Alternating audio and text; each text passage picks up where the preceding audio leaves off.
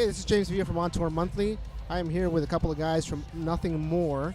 We're at the Rocklahoma Festival in Pryor, Oklahoma. Everybody, I'm Daniel from Nothing More. I play the bass. And I'm Mark. I play guitar. Hey, so you guys have been out on the road for the last 3 months. You guys have had a pretty extensive touring schedule. Does it still feel a little weird or a little surreal to step out of a van and just say, hey, look, this is where I'm at, as opposed to just being at home and getting up and saying, hey, I'm home, you know? Is it still a little weird?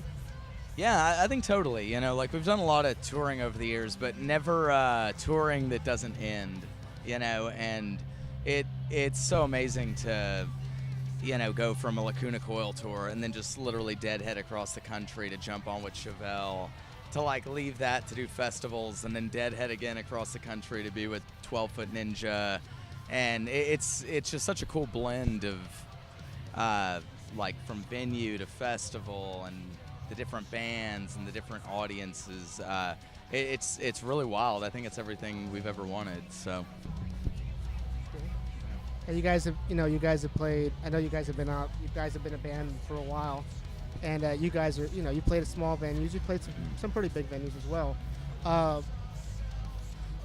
How does it feel now that you guys are riding this big wave? I mean, I think the last time we saw you guys, that really saw you guys, was back in the Aftershock Festival last year, and I think that's where you guys really got your big push and momentum.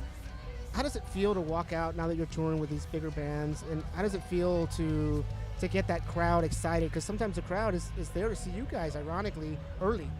I mean, how does that feel? Yeah. It's definitely a cool feeling. I think the coolest feeling is when you happen to see like Chad Gray or somebody out of the corner of your eye, just they're watching side stage, and becoming friends with Chevelle and the Lacuna Coil guys and 12 Foot Ninja as well. It's really surreal, but I think we're more almost not necessarily dumbfounded by the success, but it's just really new territory for us regarding all the radio things, and I don't think we really ever expected Ballast to do so well, or this is the time. But it's awesome that a song like that has really kind of captivated radio PDs and everything across the nation, and it's doing so well. It broke top 10. We're psyched that it did, and kind of, I don't know. Yeah, and over the last 3 months, like every night we step on stage in these new markets is kind of an underdog, if you will, or like this unknown band. And really, like, since we left town, we've gotten to see kind of the power of all these things unseen that the label's doing and that management's doing just kind of take hold, and we'll go to new places. And when we go into This Is the Time, everyone that is there to see us that has never seen us before, like, starts jumping around and singing along, and it's crazy. It's very crazy. Yeah, and speaking of that, I know you guys have had your album available, I guess kind of exclusively to like your fans at shows and stuff like that. I know you guys just signed on with 11/7. And one of the things that I know not just myself but a lot of fans want to know is has the album changed, or is it going to change? Is there anything different? I mean, can they expect something different for those that already own it? Or is it the same thing but just kind of remastered? Not even remastered. It's the same thing. We thought through iTunes that there was going to be like a deluxe version. We were going to withhold 2 tracks, and then if you did the deluxe version, you get them. But it turns out it's just all 17 tracks, and we're stoked about it. That we purposely never put it on the digital front, and then once we teamed up with 11/7, it really it made that the release that we hadn't done all the more what's the word, enticing, to still have that push. And they love the record. They believed in it just as much as we did, and it's been great. It's really cool that something we made at home that in all fronts, guitar, bass, drums, everything has kind of exploded into what it is. And even though it's not released yet, we're stoked to see what happens. Yeah, I think another really neat aspect of this record is that it was a Kickstarter-funded record. So we wouldn't have been able to make it without the fans. And, one of the prizes was if you donated, you got to, your name went on the record. And two, if you donated a certain amount, you got to say something on the record. And it's super special for us to give everyone that's believed in us for so long the opportunity to have their name and something that they wanted to say on a worldwide release. I think that's really cool. So when is the release coming out? June 23rd. Okay, cool. And where is it? Where can we get it, or where can we find it? Pretty much everywhere. Best Buy, Target, Amazon, iTunes, all the above. Yeah, Pirate Bay still. Don't go there. It's bad. Evil. Yeah, Pirates. There's a lot of stuff out there. Yeah. But I guess one of the things that I've always thought about as a listener, it's really hard to put your thoughts down on paper. From what I heard, you guys all write. You all have a creative piece in the writing. You all have a part of the writing piece, and what inspires you as musicians? It doesn't have to be an artist, because it's everybody always asks, hey, so what band is your favorite or whatever. But what really inspires you as musicians to write?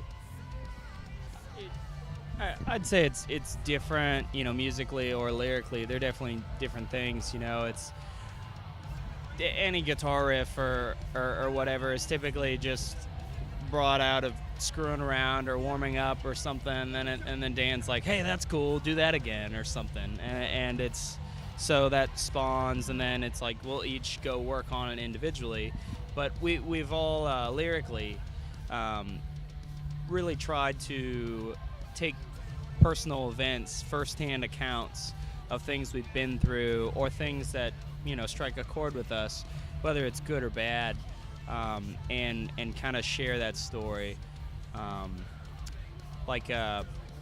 I guess with Jenny, Johnny's shared that it's about his family and about his sister, and as well as again Johnny's family. Godwin North is his stay with his mom in the hospital, and even though those were his own personal events, we all took part in the lyric writing and the music writing, because we just wanted to paint that picture the best we could and really do it justice. And we trust each other wholeheartedly with saying, it's like, that lyric doesn't work here. It's like, I think this could be better. And it's the hardest thing in the world to have 4 cooks in the kitchen, so it's sometimes we just leave the room and, mad at each other or whatever. But we'll sleep on it or whatever and come back to it with a solution. So. Yeah, but I think for all of us, inspiration just comes from everywhere. Like, it does come from music. Whether or not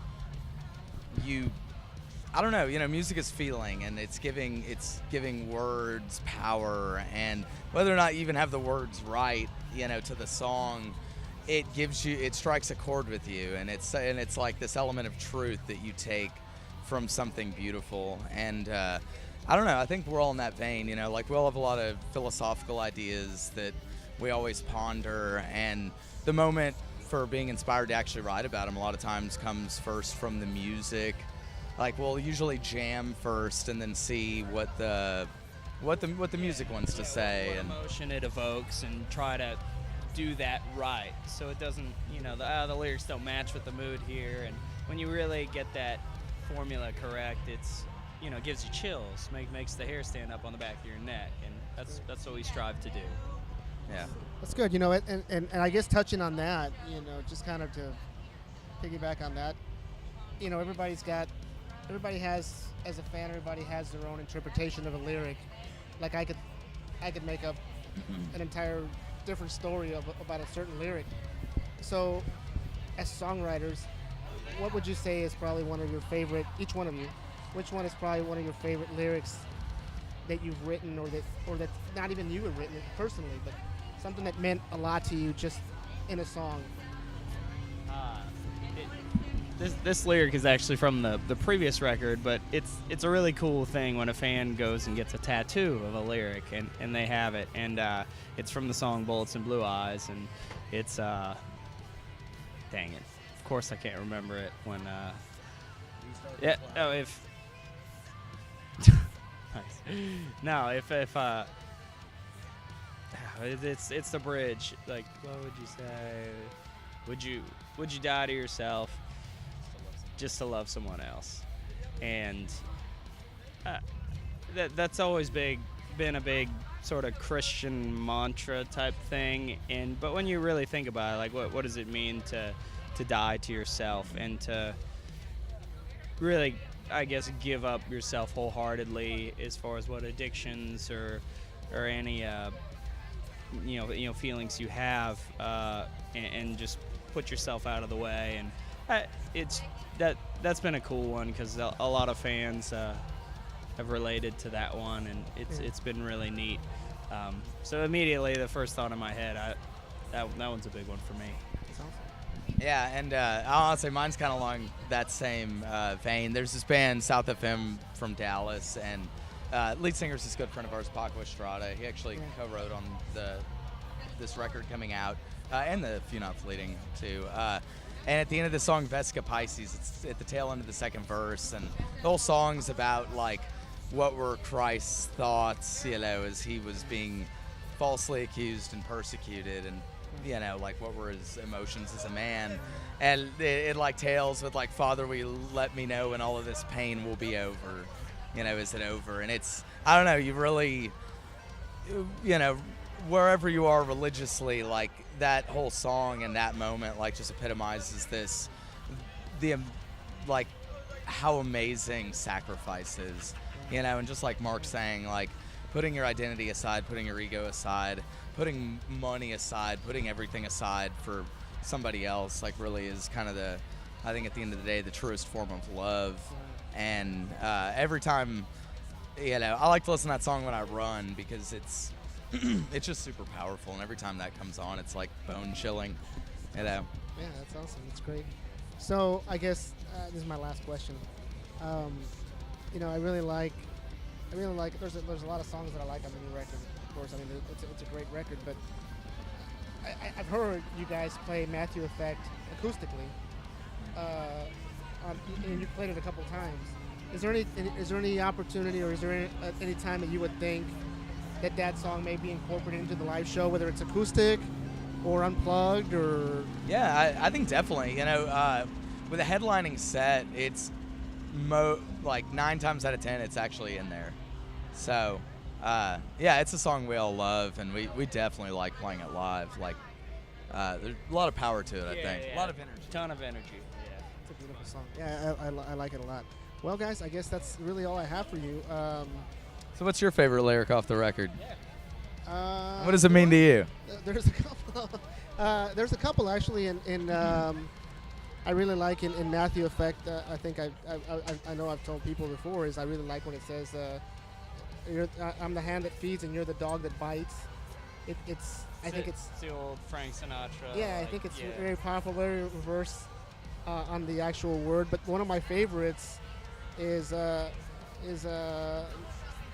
even Eve couldn't live without the I plan, because to me everything is I, right, and lyrically to me it means that we're so consumed with everything that's there. We're no longer about what's important to others, or helping others, or doing things for others. It's more about I. Yeah. And it's all about me, and it's all about what can I do to make myself better, to be better, without even actually worrying about what you're really doing and how you're affecting others by doing it. And I think that's a great lyric. Obviously you can interpret it a million ways. It could mean something totally different.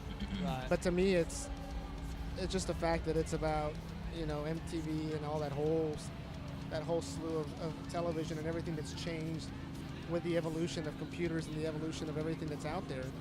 It's super powerful, and I think that's probably one of my favorite lyrics. And I appreciate you guys asking me that, because that's awesome. Yeah. Down with narcissism. It happens to all of us. It happens all. Do you feel, do you call this